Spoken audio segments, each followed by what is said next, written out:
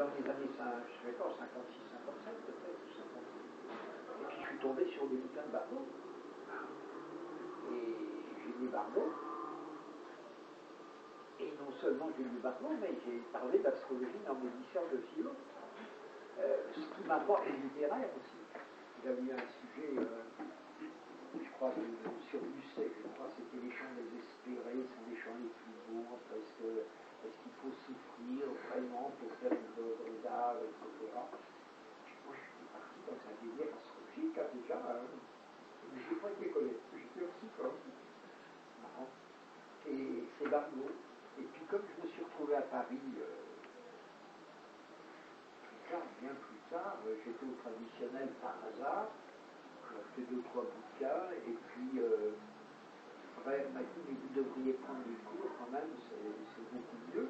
Je connais Jacques Berton, ça vous plaira beaucoup, et puis alors là, après, c'était une question d'être parti, bien sûr, parce qu'après, il m'a dit, tu pourrais collaborer à la revue, il faudrait prendre rendez-vous avec Barbeau.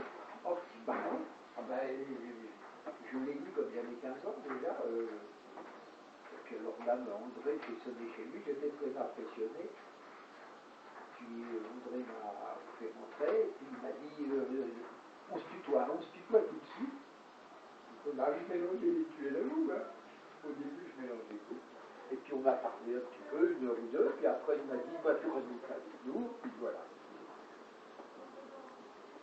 Et chronologiquement, Barbeau n'a publié ses ouvrages de fond que dans les années 60.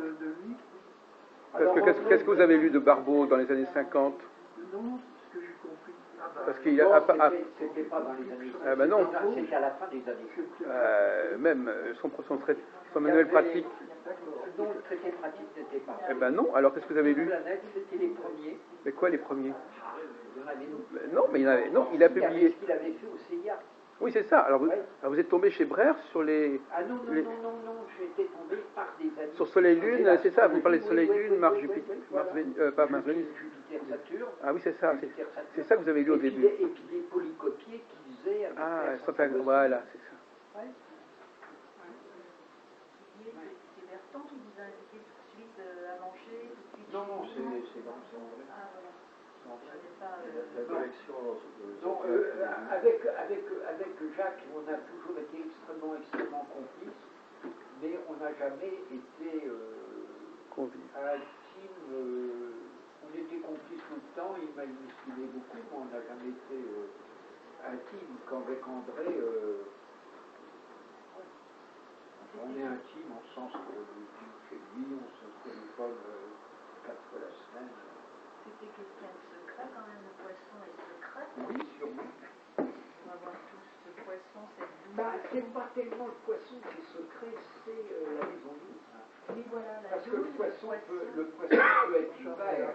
Bonjour madame. On ne va pas vous manger. Vous n'allez pas vous manger. Bon, le poisson est ouvert. Il est ouvert de terre. C'est-à-dire que si le poisson s'incarne dans une dominante jupitérienne ou vénusienne, en particulier, il est quand même très ouvert. S'il s'incarne dans une dominante saturnienne, il se perd. Tu nous avais donné Villepin comme exemple de poisson. Je crois qu'ils nous attendent peut-être. Vous nous attendez, mesdames? Non, on a un café philo. Mais il n'est pas encore arrivé, la dame. Normalement, en fait, on est une vingtaine dans cette salle, normalement. D'accord. Attendez l'arrivée de l'animatrice. Dès qu'il y a quelque chose, on part. Les gens vont arriver, là, maintenant. Bon, d'accord. Alors, on va partir. Ok.